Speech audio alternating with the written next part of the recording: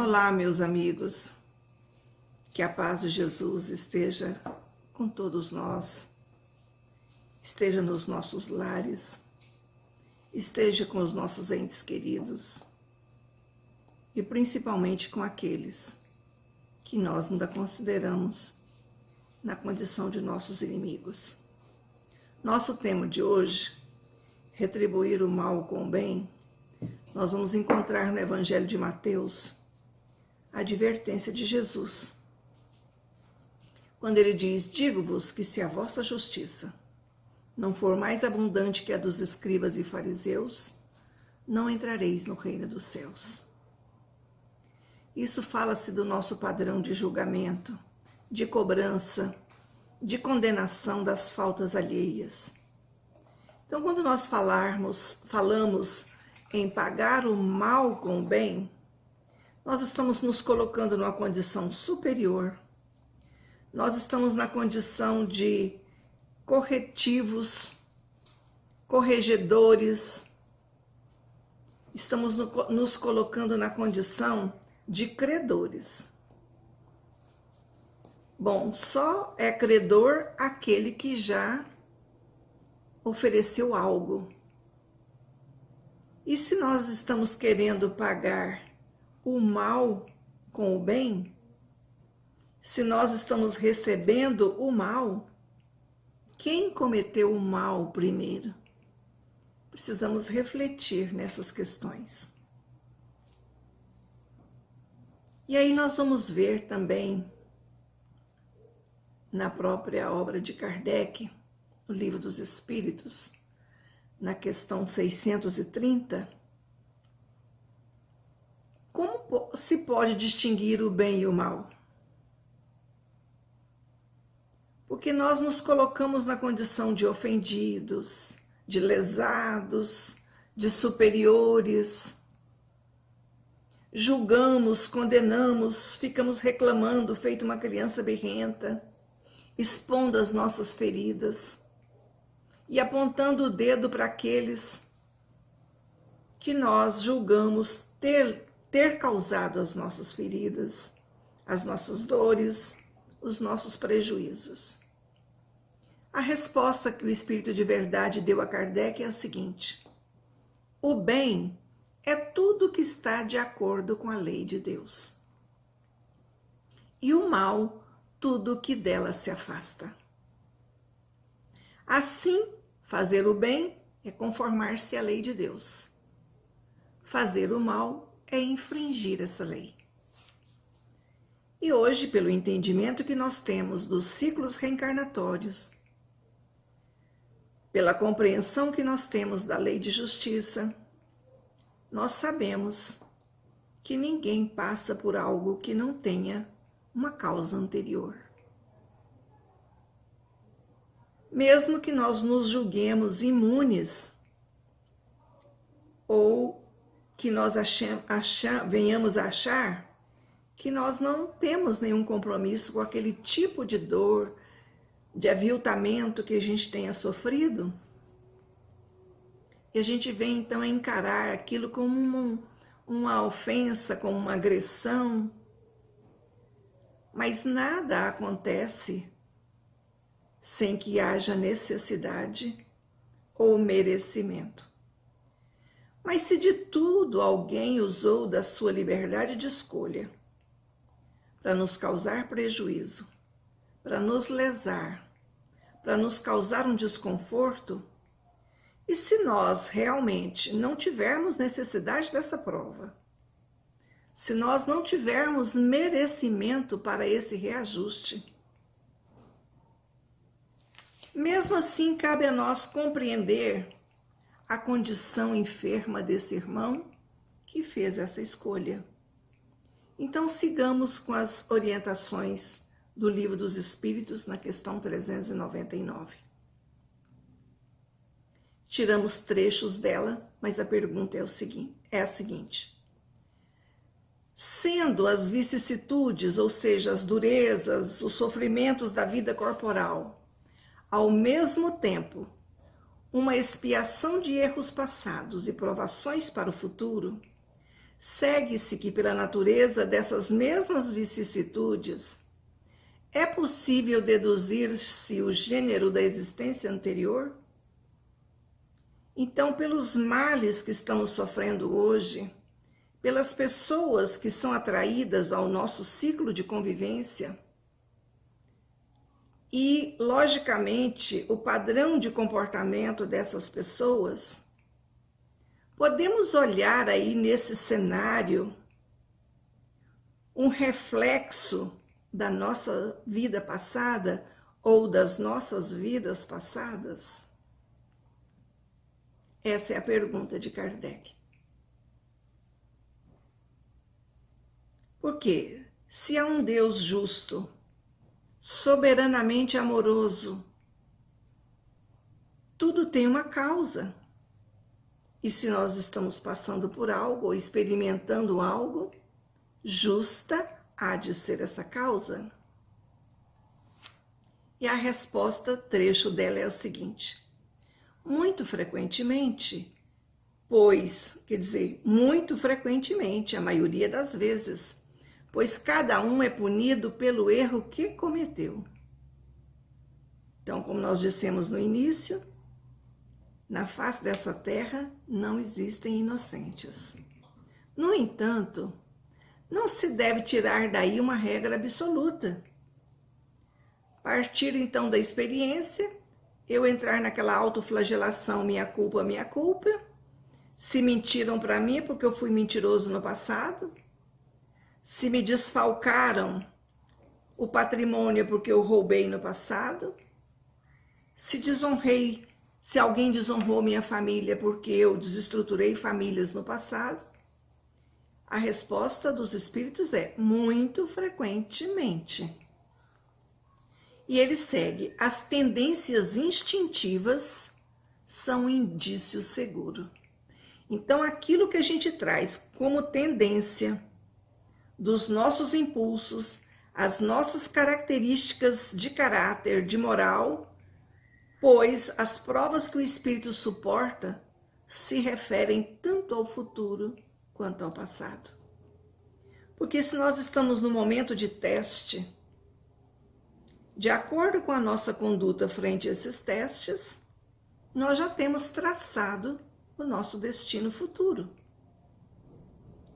E conforme nós também estivermos vivenciando essas experiências de cada momento, nós estamos desconstruindo um passado ou ressignificando esse mesmo passado. E na ressignificação, nós estamos retificando o nosso futuro. Isso é muito claro para nós. E Kardec continua.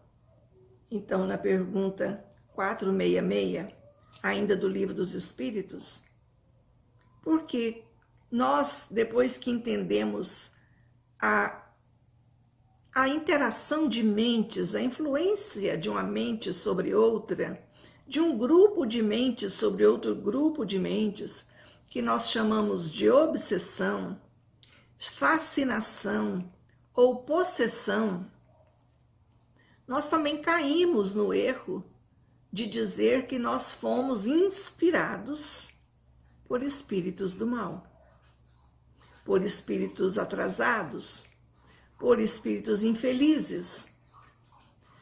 Nós queremos justificar a nossa falência pela influência não tão benfazeja que recebemos dos nossos semelhantes.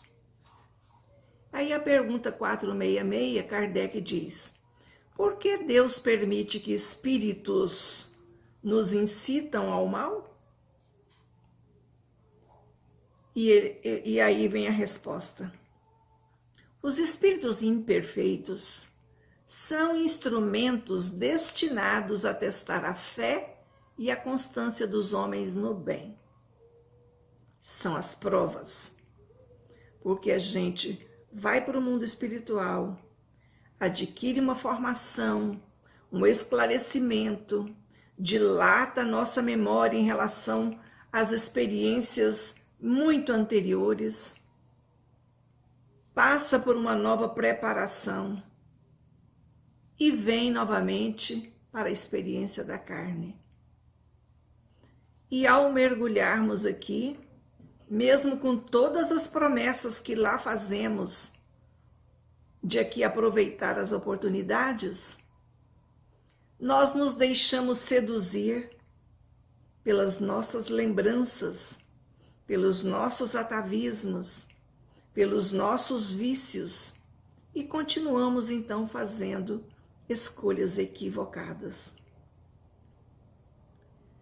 E ele continua: tu, sendo espírito, deves progredir na ciência do infinito e por isso passa pelas provações do mal para chegar ao bem. Tem uma didática. E nós batemos no peito e dizemos que somos seres racionais. Mas diante dos momentos de provação, nós não queremos sair da nossa zona de conforto, é mais fácil nós denunciarmos a influência malfazeja dos semelhantes do que assumir a nossa responsabilidade. E aí nós negamos essa ciência, esse conhecimento que nós tínhamos muito antes da nossa queda e que nós emborcamos a nossa consciência e entramos nos ciclos reencarnatórios. E ele continua mais adiante na mesma resposta. Mas também há outros que empenharão em influenciar-te para o bem. Nós temos mentores, nós temos amigos espirituais, que fará com que isso se equilibre a balança, permitindo que sejas senhor dos teus atos. Então, dentro da nossa racionalidade, nós podemos então equilibrar os prós e os contras, nós podemos escolher que lado queremos servir, se fazer esforços para romper com o passado, ou nos acomodarmos nas nossas tendências de ontem e continuarmos melindrados porque alguém nos criticou, porque alguém foi ingrato quando eu esperava ser agraciado em público por um gesto insignificante que eu tenha feito, por alguém que me comparou com alguém que eu não aprovo. Aí eu deixo a irritação vir à tona, a indignação e a ilusão de que eu sou superior, porque eu não admito que o meu semelhante faça essa leitura de mim. Eu acho que ele está enganado em relação a mim. Eu me sinto muito mais do que isso. E me sinto aviltado com a comparação, com a crítica, com a exigência.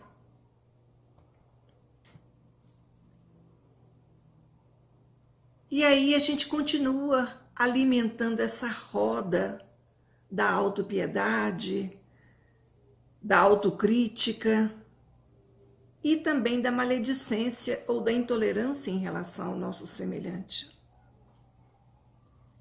E lá no finalzinho do Livro dos Espíritos, na pergunta 1009, que parece que esse mundo não foi feito para nós. Parece que viemos de um mundo superior. Nós não concordamos, nós criticamos, nós exigimos, nós ficamos indignados. Como que uma pessoa nessa posição pode pensar desse jeito? Ah, o mundo está como está pela falta de responsabilidade desse e daquele. Mas nós nos esquecemos que já estivemos lá nessas posições. E se nós olharmos no retrovisor da história, vamos ver que os nossos erros foram muito mais clamorosos, muito mais cruéis, antifraternos, desonestos do que o que nós vemos hoje. Ah, mas eu acreditei em fulano. Fulano me traiu. Fulano não correspondeu à confiança que eu depositei. Eu me decepcionei com fulano. Isso é tão comum na nossa vida diária, que quando nós fazemos triagem para tratamento na casa espírita, o que a gente vê são trabalhadores espíritas se queixando dos seus familiares, dos seus pares de profissão, de comunidade, quando não dentro da própria casa espírita. Grupinhos para colocar em dúvida a conduta desse ou daquele. Você viu o olhar dela para fulano? Aí tem coisa. Você viu, fulano tá de carro novo, ele não ganha para isso, está desviando dinheiro do centro.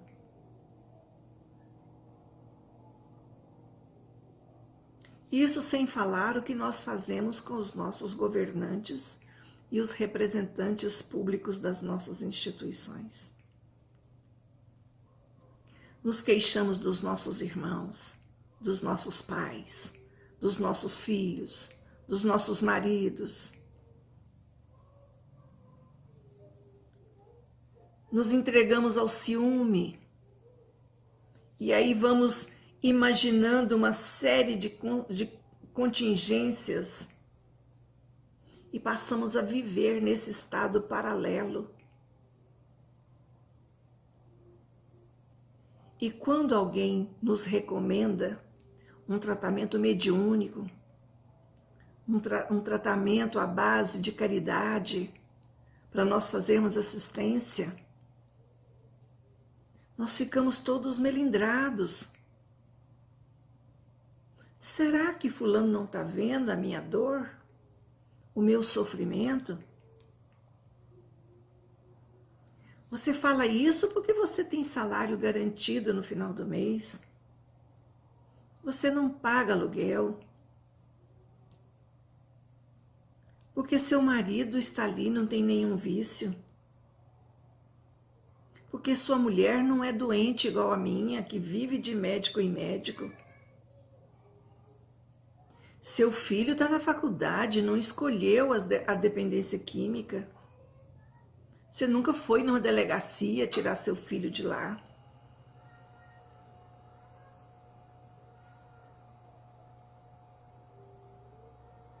Ah, não, eu mudo de centro espírita toda vez que eu duvido da mediunidade ou da direção de alguém que esteja à frente.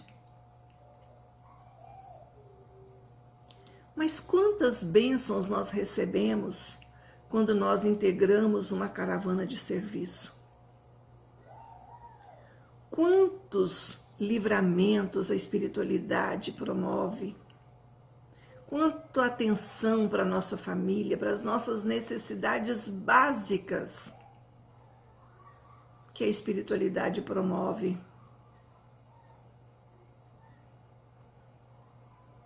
O nosso próprio bem-estar interior, nos tirando das raias da loucura. Porque ao invés de nós sintonizarmos com esses espíritos que podem nos proteger e nos inspiram o bem, nós sintonizamos com toda a bandalheira de coisas negativas que a mídia nos traz. E a gente põe culpa na mídia. Mas quem falou que você tem que estar conectado com essa mídia? Você pode selecionar o que ver, o que ouvir, o que assistir. Quantas vezes você chegou na casa espírita e perguntou: tem algo para ser feito? Ó, o banheiro está pingando. Ou eu posso chegar e falar, ó, posso chamar alguém para arrumar a torneira? Ou eu posso arrumar a torneira que está pingando, está desperdiçando água? Nossa, esse centro é muito desorganizado, não tem nem papel higiênico. Eu perguntei se tem dinheiro em caixa ou se o dinheiro foi usado para socorrer alguém que estava com fome.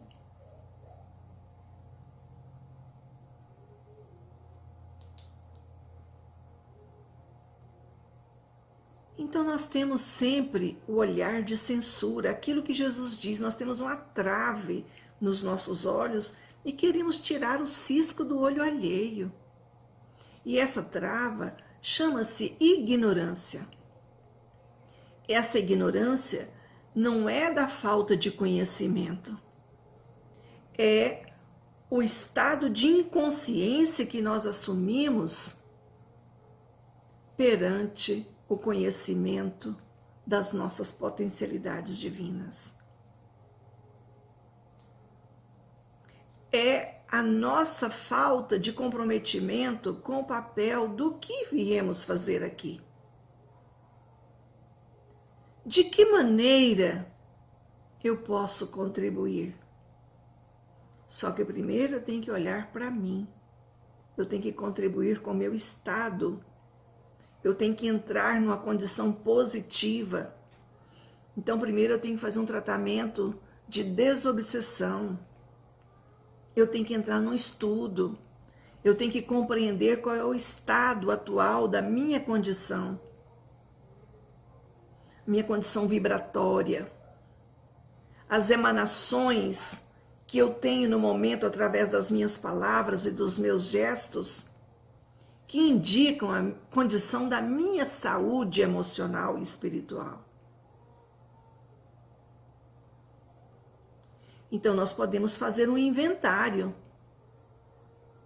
de quão mal eu tenho feito a mim mesmo pelos pensamentos, pelas palavras, pelos atos ou pela preguiça, pelos vícios ou pela maneira distorcida de encarar as coisas, de exigir dos outros a perfeição que eu estou longe de atingir. Então, na pergunta 1009, Kardec diz o seguinte: sendo assim, as penas impostas nunca seriam para a eternidade? Porque nós, quando estamos diante de um fato hediondo, nós queremos pena de morte, prisão perpétua, né? Como se nós fôssemos deuses e pudéssemos decidir sobre a vida do nosso semelhante. E o Espírito de Verdade responde: questionai vosso bom senso, questionai vossa razão, e perguntai a vós mesmos se uma condenação perpétua, devido a alguns momentos de erro, não seria uma negação da bondade de Deus.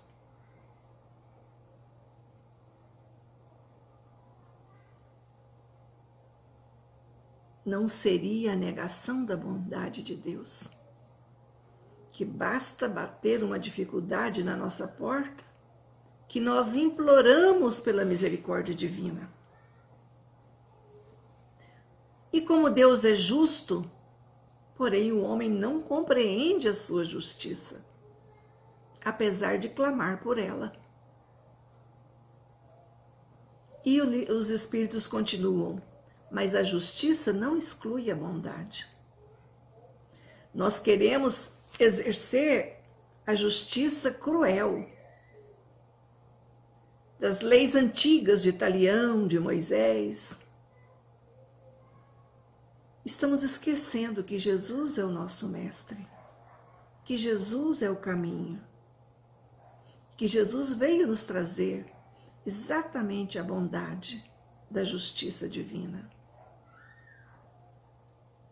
E ele diz, e Santo Agostinho, que é que dá essa resposta, ele conclui: nisto consiste a verdade desse preceito, a cada um segundo as suas obras. Então, que nós tenhamos nas nossas obras um conteúdo importante que se chama bondade. Ah, mas aí eu vou compactuar com o erro. Será? E a minha dureza vai justificar a minha crueldade perante um erro? Não precisamos nos preocupar em justificar esse ou aquele, em promover a justiça disso ou daquilo. A lei é perfeita. A lei é inexorável. É só olhar para nós, para os nossos limites, para os nossos sonhos, para os nossos anseios e as dificuldades que necessitamos enfrentar diuturnamente. Aí nós vamos compreender como que nós estamos pagando a bondade divina que o próprio Cristo, no alto do Gólgota, no alto da sua agonia, elevou os pensamentos a Deus e diz: Pai, perdoa-os, eles não sabem o que fazem. O amor de Jesus foi tanto que justificou a nossa ignorância, a nossa maldade, a nossa crueldade. E Paulo, na sua carta aos Romanos, capítulo 12, versículo 21, ele diz: Não te deixes vencer pelo mal, mas vence o mal com o bem. Como que nós podemos vencer o mal com o bem? Vigiando os nossos pensamentos. Que dos nossos pensamentos nascem as palavras. Das nossas palavras nascem as emoções. Das emoções nascem os gestos.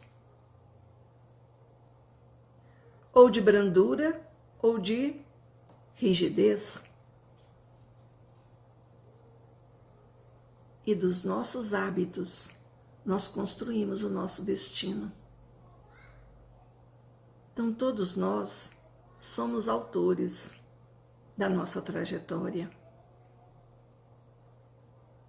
Se algo fizemos no passado que justifique a dor de agora, podemos redimensionar o nosso caminho, redirecionar para o bem, buscando os nossos pensamentos e instruindo através do estudo. E Emmanuel nos fala no livro Fonte Viva, no último parágrafo da lição 35, quando ele diz: a fonte, quando tocada de lama, jamais se dá por vencida. Acolhe os detritos no próprio seio e, continuando a fluir, transforma-os em bênçãos no curso das águas que prosseguem correndo. Prosseguem correndo com brandura e humildade, para benefício de todos. Nós queremos ter glória no mundo, mas no mundo estamos de passagem. E quanto a isso, Tiago nos alertou na sua carta no Atos dos Apóstolos, capítulo 3, versículo 13, versículo 4, capítulo 13. Ei agora vós que dizeis amanhã. Porque às vezes eu digo, não, hoje eu não vou perdoar. Amanhã eu penso nisso, eu estou muito magoada para perdoar hoje. Ele diz, agora é o momento decisivo para fazer o bem. Amanhã, provavelmente, o amigo terá desaparecido. A dificuldade estará maior. A moléstia terá ficado mais grave. O problema talvez surja mais complicado. A semente plantada agora é uma garantia da produção valiosa no porvir. Nós falamos agora mesmo que nós podemos reconstruir o nosso futuro. E o objetivo da nossa vida aqui é exatamente isso. endireitar a nossa vida para um novo futuro. Não durmas sobre a possibilidade de fazer melhor.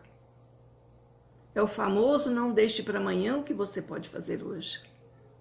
É uma ligação, é um pedido de desculpas, é um dizer eu sinto muito. Assumir a culpa. Olha, eu estava irritado mesmo, eu sou intolerante. E não dizer, olha, eu estava sob efeito de espírito maligno. Isso é a desculpa mais esfarrapada e mais mentirosa que espírita já arrumou. Não te detenhas na expectativa inoperante, não fica de braços cruzados. Uma caminhada de 1 quilômetro começa com um passo. Faça o que você possa fazer agora, onde você está. É o poder do agora. Não existe o passado, não existe o futuro. Existe o agora. Quando podes contribuir em favor da alegria e da paz. O que o mundo necessita hoje, meus irmãos?